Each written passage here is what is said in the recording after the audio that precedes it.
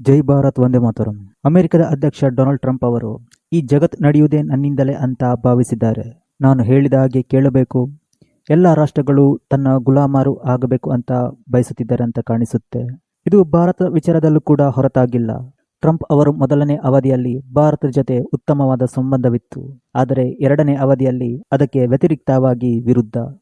ಅಮೆರಿಕದ ನ್ಯೂಯಾರ್ಕ್ನಲ್ಲಿ ವಿಶ್ವಸಂಸ್ಥೆಯ ಸಾಮಾನ್ಯ ಸಭೆ ನಡೆಯುತ್ತಿದೆ. ಈ ಸಭೆಯನ್ನುದ್ದೇಶಿಸಿ ಮಾತನಾಡುತ್ತಾ ಕೆಲವೊಂದು ಹೇಳಿಕೆಯನ್ನು ಕೂಡ ಕೊಡುತ್ತಾರೆ. ಅದೇನೆಂದರೆ, ಜಗತ್ತಿನಲ್ಲಿ ನಡೆಯುತ್ತಿರುವ ಈ 7 ಯುದ್ಧಗಳನ್ನು ನಾನೇ ನಿಲ್ಲಿಸಿದ್ದು. ಆದರೆ ರಷ್ಯಾ ಯುಕ್ರೇನ್ ಯುದ್ಧವನ್ನು ನಿಲ್ಲಿಸಲು ನಾನು ಪ್ರಯತ್ನ ಪಡುತ್ತಿದ್ದೇನೆ. ಆದರೆ ಇದಕ್ಕೆ ಭಾರತ ಹಾಗೂ ಚೀನಾ ರಷ್ಯಾದಿಂದ ತೈಲ ವ್ಯಾಪಾರ ಮಾಡುವ ಮೂಲಕ, ಹಾಗೆ ಕೆಲವೊಂದು ವ್ಯಾಪಾರ ಮಾಡುವ ಮೂಲಕ ಈ ಯುದ್ಧಕ್ಕೆ ಫಂಡಿಂಗ್ ಮಾಡ್ತಾರೆ ಅಂತ ಈ ವಿಶ್ವಸಂಸ್ಥೆಯ ಸಾಮಾನ್ಯ ಸಭೆಯಲ್ಲಿ ಹೇಳಿದ್ದಾರೆ. ಈ ಭಾರತ ಪಾಕಿಸ್ತಾನ ಯುದ್ಧ ನಿಲ್ಲಿಸಿದ್ದು ನಾನೇ, ಇಸ್ರೇಲ್ ಇರಾನ್ ಯುದ್ಧ ನಿಲ್ಲಿಸಿದ್ದು ನಾನೇ, ಅರ್ಮೇನಿಯಾ ಅಜರ್ಬೈಜಾನ್ ಕೂಡ ಯುದ್ಧ ನಿಲ್ಲಿಸಿದ್ದು ನಾನೇ. ಹೀಗೆ ಹಲವಾರು ರಾಷ್ಟ್ರಗಳ ಸಂಘರ್ಷದ ಉದಾಹರಣೆಯನ್ನು ತೆಗೆದುಕೊಳ್ಳುತ್ತಾರೆ. ಕೆಲವೊಂದು ರಾಷ್ಟ್ರದ ನಾಯಕರು ಈ ಡೊನಾಲ್ಡ್ ಟ್ರಂಪ್ ಅವರಿಗೆ ನೊಬೆಲ್ ಪ್ರಶಸ್ತಿ ಸಿಗಬೇಕೆಂಬುದು ಒಂದು ಶಿಫಾರಸು ಮಾಡ್ತಾರೆ. ಅದರಲ್ಲಿ ಪ್ರಮುಖವಾಗಿ ಇಸ್ರೇಲ್ ಅಧ್ಯಕ್ಷ ಬೆಂಜಮಿನ್ ನೆತನ್ಯಾಹು ಹಾಗೂ ಪಾಕಿಸ್ತಾನದ ಸೇನಾ ಮುಖ್ಯಸ್ಥ ಆಸಿಫ್ ಮುನೀರ್. ಆದರೆ ಭಾರತ ಹಾಗೂ ಪಾಕಿಸ್ತಾನದ ಸಂಘರ್ಷವನ್ನು ನಿಲ್ಲಿಸಿದ್ದು ಅದರಲ್ಲಿ ಅಮೆರಿಕದ ಪಾತ್ರವಿಲ್ಲ ಅಂತ ಭಾರತ ಇದಕ್ಕಿಂತ ಮುಂಚೆನೆ ಸ್ಪಷ್ಟಪಡಿಸಿದೆ. ಆದರೂ ಡೊನಾಲ್ಡ್ ಟ್ರಂಪ್ ಹೋದಲ್ಲಿ ಬಂದಲ್ಲಿ ನಾನೇ ನಿಲ್ಲಿಸಿದ್ದು ಅಂತ ಬಡಾಯಿ ಕೊಚ್ಚುತ್ತಿದ್ದಾರೆ. ಹೀಗೆ ಸಭೆಯಲ್ಲಿ ಮಾತನಾಡುತ್ತಾ, ನಾನು ಇದನ್ನೆಲ್ಲ ನೊಬೆಲ್ ಪ್ರಶಸ್ತಿಗಾಗಿ ಮಾಡ್ತಾ ಇಲ್ಲ, ಬದಲಾಗಿ ಜನರ ಪ್ರಾಣವನ್ನು ಉಳಿಸಲು ಪ್ರಯತ್ನ ಪಡುತ್ತಿದ್ದೇನೆ. ಅದರಲ್ಲಿ ಕೆಲವು ವಿಭಾಗಗಳಲ್ಲಿ ನಾನು ಯಶಸ್ವಿ ಕೂಡ ಆಗಿದ್ದೇನೆ. ಆದರೆ ರಷ್ಯಾ ಹಾಗೂ ಯುಕ್ರೇನ್ ವಿಚಾರದಲ್ಲಿ ಅದು ಸಾಧ್ಯವಾಗ್ತಿಲ್ಲ ಅಂತ ಭಾರತ ಹಾಗೆ ಚೀನಾದ ಮೇಲೆ ಅವರೇ ಕಾರಣ ಎನ್ನುವ ಹಾಗೆ ಬಿಂಬಿಸುತ್ತಿದ್ದಾರೆ. ನೋಡಿ, ಇಲ್ಲಿ ಒಂದು ಗಮನಿಸಬೇಕು, ಅಮೆರಿಕವು ಕೂಡ ರಷ್ಯಾದ ಜೊತೆ ವ್ಯಾಪಾರ ವಹಿವಾಟು ನಡೆಸುತ್ತಿದೆ. ಇನ್ನು ರಷ್ಯಾದ ಜೊತೆಗಿನ ಈ ನ್ಯೂಕ್ಲಿಯರ್ಗೆ ಸಂಬಂಧಪಟ್ಟ ಈ ಪರವಾನಗಿ ಏನಿದೆ ಅದನ್ನು ಕೂಡ 1 ವರ್ಷಕ್ಕೆ ಎಕ್ಸ್ಟೆಂಡ್ ಮಾಡಲಾಗಿದೆ. ಇನ್ನು ರಷ್ಯಾದಿಂದ ಯುರೋಪಿಯನ್ ರಾಷ್ಟ್ರಗಳು ಕೂಡ ಈ ತೈಲ ಆಮದು ಮಾಡುತ್ತೆ, ಗ್ಯಾಸ್ಗಳನ್ನು ಕೂಡ ಆಮದು ಮಾಡುತ್ತೆ.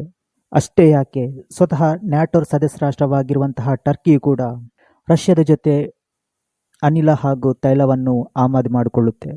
ಇದರ ಬಗ್ಗೆ ಡೊನಾಲ್ಡ್ ಟ್ರಂಪ್ ಚಕಾರವೆತ್ತಿಲ್ಲ. ಅವರು ಟಾರ್ಗೆಟ್ ಮಾಡಿರುವುದು ಭಾರತ ಹಾಗೂ ಚೀನಾ. ಈ ಸಭೆಯಲ್ಲಿ ಪ್ರಪಂಚದ ಎಲ್ಲ ರಾಷ್ಟ್ರದ ನಾಯಕರು ಭಾಗವಹಿಸುತ್ತಾರೆ.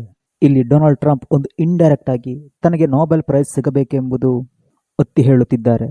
ಈಗಾಗಲೇ ಭಾರತ ಹಾಗೂ ಅಮೆರಿಕದ ನಡುವಿನ ಸಂಬಂಧ ಅಳಸಿ ಹೋಗಿದೆ.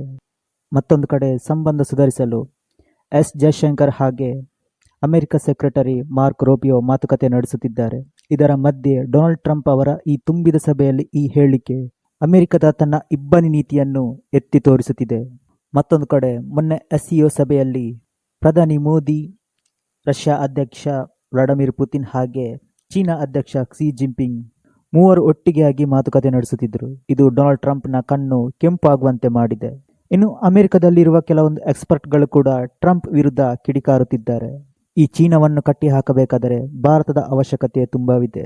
ಆದರೆ ಈ ಡೊನಾಲ್ಡ್ ಟ್ರಂಪ್ ಭಾರತ ಹಾಗೂ ಚೀನಾವನ್ನು ಮತ್ತಷ್ಟು ಹತ್ರ ಮಾಡುತ್ತಿದ್ದಾರೆ. ಅವರ ವಿದೇಶಿ ನೀತಿ ವೈಫಲ್ಯ ಅನುಭವಿಸಿದೆ ಅಂತ ಕೆಲವು ಎಕ್ಸ್ಪರ್ಟ್ಗಳು ವಾರ್ನಿಂಗ್ ಕೊಡ್ತಾ ಬಂದಿದ್ದಾರೆ. ಇಲ್ಲಿ ಡೊನಾಲ್ಡ್ ಟ್ರಂಪ್ ಅನ್ಕೊಂಡಿರುವುದು ಯಾವುದು ಕೂಡ ಆಗ್ತಾ ಇಲ್ಲ.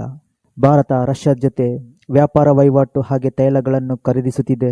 ಮತ್ತೊಂದು ಕಡೆ ಪ್ರಧಾನಿ ಮೋದಿ ಅವರು ಡೊನಾಲ್ಡ್ ಟ್ರಂಪ್ಗೆ ಈ ನೊಬೆಲ್ ಪ್ರಶಸ್ತಿಯ ಶಿಫಾರಸನ್ನು ಮಾಡಲಿಲ್ಲ. ಚುನಾವಣೆ ಪ್ರಚಾರ ಸಂದರ್ಭದಲ್ಲಿ ಡೊನಾಲ್ಡ್ ಟ್ರಂಪ್ ಒಂದು ಮಾತು ಹೇಳಿದ್ರು, ರಷ್ಯಾ ಹಾಗೂ ಯುಕ್ರೇನ್ ಯುದ್ಧವನ್ನು ನಿಲ್ಲಿಸುತ್ತೇನೆ ಅಂತ. ಅದು ಕೂಡ ಸಾಧ್ಯವಾಗಲಿಲ್ಲ. ಅಲಾಸ್ಕಾದಲ್ಲಿ ನಡೆದ ಪುತಿನ್ ಜೊತೆಗಿನ ಮಾತುಕತೆ ಕೂಡ ವಿಫಲವಾಗಿದೆ. ಡೊನಾಲ್ಡ್ ಟ್ರಂಪ್ ಅನ್ಕೊಂಡಿರುವುದು ಯಾವುದು ಕೂಡ ಆಗ್ತಾ ಇಲ್ಲ. ಹೀಗಾಗಿ ಹತಾಶೆಯಿಂದ ಹೋದಲ್ಲಿ ಬಂದಲ್ಲಿ ಕೆಲವೊಂದು ಅಸಂಬದ್ಧ ಹೇಳಿಕೆಯನ್ನು ಕೊಡ್ತಾ ಇದ್ದಾರೆ.